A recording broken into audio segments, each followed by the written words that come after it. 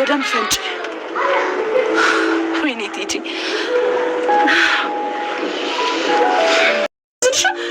ያቺ ልጅ መጣ ነበር አንቺን የምትከታተልሽ። ሂጂ አሁኑ እንዳትመለሽ ድጋሚ።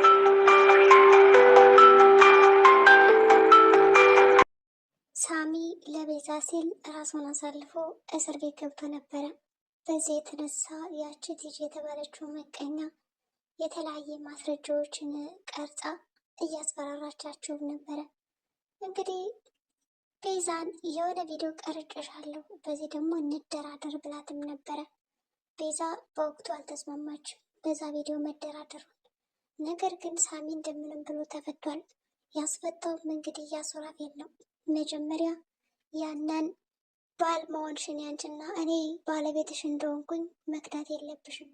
በእርግጠኝነት ደግሞ እኔን ከፈታሽኝ ቲጂ በቀረጸችው ቪዲዮ አስፈራራሻለሁ እና ግዴታ የኔ ሚስት ሆነሽ መቀጠል አለብሽ።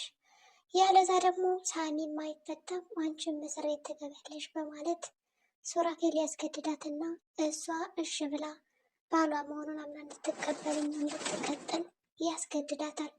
በዚህም የተነሳ እንግዲህ ሳሚ እሰይ እንኳን እሻሹ እንኳን እስር ቤት አልገባሽ። ለማንኛውም ከቲጂ ያለውን ቪዲዮ ደግሞ እንዴት አድርገን ማጥፋት እንዳለብን እናስብበታለን። ለማንኛውም በወቅቱ ከሱራፌል ጋር መስማማትሽ የተሻለ ነው በማለት ጥሏትም ነበር የሄደው። ሉሲ ወደ ክፍለ ሀገር ሄዳ ነበረ። እኔ ከዚህ የመጣሁት ሳሚን ብዬ ነው። ሳሚ ግን እኔ እሱን ብዬ ብመጣም ምንም ዞር ብሎ እያየ ስላልሆነ ምንም መቀመጤ ዋጋ የለውም በማለት ተነስታ ሄዳ ነበር። ነገር ግን ሳሚ እስር ቤት ገብቷል በተባለችበት ጊዜ ጓዟን እንዳለ ሸክፋ ነበር የመጣችው። እስር ቤት ብቻውን እንደዛ ተሰቃይቶ መኝታ አልፈለገችም። በሌላ በኩል እንግዲህ ቲጂ ያች የቤዛ እህት የሆነችው ወይም ደግሞ ገና ተመሳሳይ የሆነችው ሉላ የምትባል እንግዲህ ከአክስቷ ጋር ሆና የምትኖረውን ወደ ቤዛ ቤት ይዛት እንድትመጣና በቤዛ ቦታ ሆና ሁሉን ነገር ሀብት ንብረት እንዳላት አጠቃላይ የቤዛ የሆነውን ነገር በራሷ ስም አዙራ እንደፈለግሽ በሽ ያለ ኑሮ ትኖሪያለሽ እና እኔ ልግዛሽ እንደራደር እና አንድ ላይ እንስራ እያለቻት ነው። ሉሊት በዚህ ሀሳቧ ምንም አልተስማማችም። ሲጀመር ሉሊት እኔ ገንዘብ በቃ አልፈልግም፣ ለገንዘብ ስል ደግሞ ራሴን የምሸጥ ሰው አይደለሁም፣ ቀስ ብዬ ሰርቻ አድጋለሁ እንጂ ከሰው ሀብት ላይ እንደዚህ አልንጠለጠልም በማለት እንግዲህ ቲጂን አልሰራም ብላታለች። ነገር ግን አክስቷ በጣም የጥቅም ሰው ናትና በዚህ ሀሳብ ላይ እንግዲህ እንድትስማማ አብራት እንድትሰራ እያደረገች ነው። ይህንንም እንግዲህ ገና ድርድር ላይ ናቸው። ቤዛም እንግዲህ ፊት ለፊቷ ደቅን ብላባን ነበረ። ቲጂ እንደው እህቴ እንዴት ነች ስላ ሰላም ስታቀርብላት እንግዲህ ሰላምታ ምንድን ያለቻት ቤዛ እንደው እህት አባሽ ይጥፋ በላ ስትረግማትም ነበረ። እህት አባሽ ይጥፋ ያለቻት እንግዲህ ምክንያቱም ያች ቲጂ አስመሳይ ነበረች። ቤዛ በጣም ተወዳጅ ጓደኛዋ በጣም አቅርባት ሁሉ ነገር ብላ ያቀረበቻት ጓደኛ ናት። በመጨረሻም እንግዲህ የነከሰቻት ቢሆንም በያዘችው ቪዲዮ እንደራደር እንስማማ ብላት ሳለ በወቅቱ ቤዛ አልተስማማችም። በዚህም የተነሳ ስላልተስማሙ ጥላት ነበር የሄደችው። ሉሲም ከገጠር ከመጣሽ በኋላ ሰተት ብላ ሳሚን ለመጠየቅ ነበር ሄደችው ወደ እስር ቤት።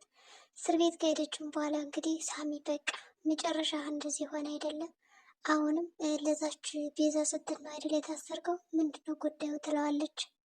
ያው ታውቂያለሽ እኔና ሱራፌል አንስማማም፣ በቃ ስንጣላ ተደባደብን።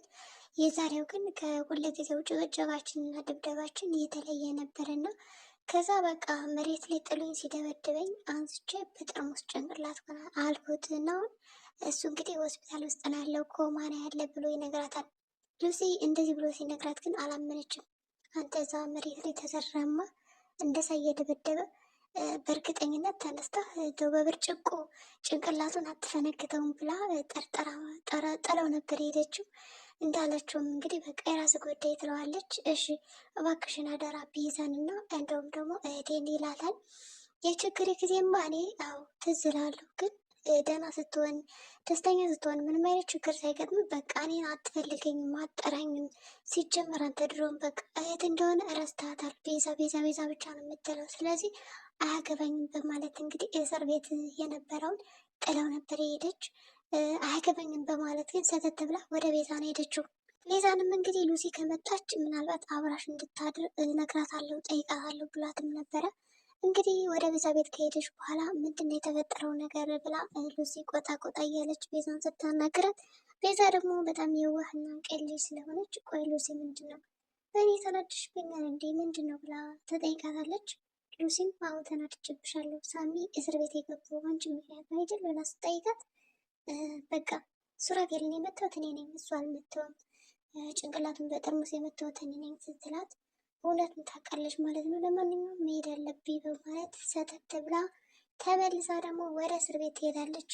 ሱራፌልም እንግዲህ በጣም ደህና ነው፣ ጤንነቱ አሁን ተመልሶለታል፣ ወደ ድሮ ህይወቱም ይመለሳል።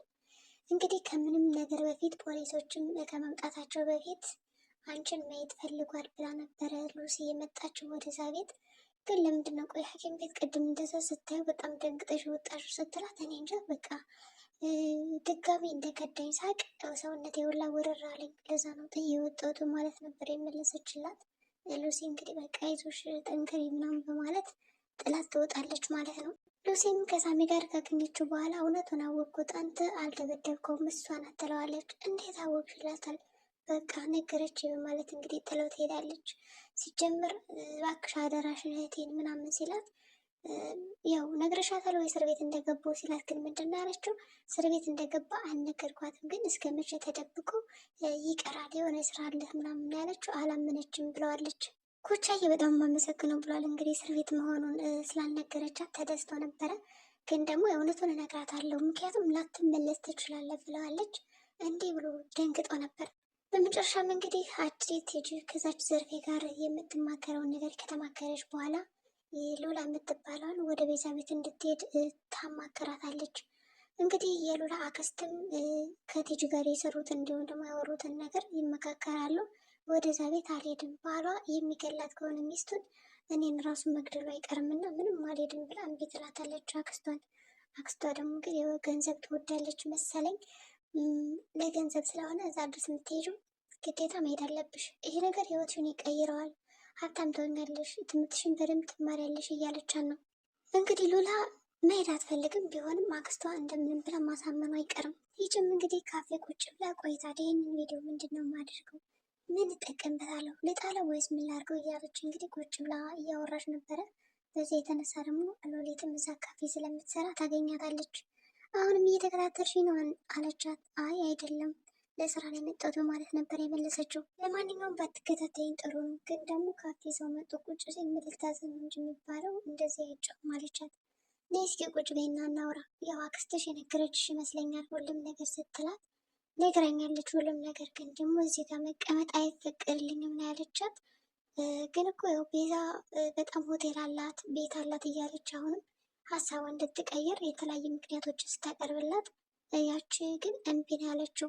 እንግዲህ መታ አክስቷም ያው በግድሽም ቢሆን መስማማት አለብሽ፣ እንዲህ ሀብት እኮ እየጠራን ነው፣ ምናልባት እኮ ህይወታችን ሊለወጥ ይችላል በዚህ ገንዘብ በማለት እንግዲህ አይምሯን ሙልት አድርገዋለች። ሳሚም ከእስር ቤት ተፈቷል። በዚህም የተነሳ እንግዲህ ቤዛ ትደስታለች። ወዲሁ እንደተፈታ እንግዲህ ወደ ቤዛ ነው የመጣው። ምን አዲስ ነገር አለ ለማለትም ጠይቋታል። እሷም ሱራፌል እንደነቃ እንዲሁም ደግሞ ሚስቴ የሆነች እንድትቀጣኝ ነው የምፈልግ ብሎኛል ብላ ነገረችው። ሳሚ በዚህ ሀሳቧ ተደስቷል። ግን ቪዲዮውን ከገዛት ያችን ልጅ በጣም ሁሌ እያስገድለኝ ነው የሚኖረው አለች። ምናልባት ሱራፌል ከዚህ በኋላ ሌላ ጥፋት ላያጠፋ ይችላል ስለሚወዳት፣ ግን እስኪ ደግሞ አንድ እድል ይሰጥ። ሉሲም እንግዲህ ወደ ገጠር ሄዳለሁ እዚህ ምንም አይነት ምክንያት የለኝም በማለት ሻንጣዋን ጠቅልላ ነበር የወጣችው። ምክንያቱም ሳሚ ውጭልኝ ብሏታል። መንገድ ላይ ግን ከደረሰች በኋላ የትም አትሄጂም በማለት እንግዲህ በጣም አፈቅርሻለሁ ብሎ ፍቅሩን ይገልጽላታል።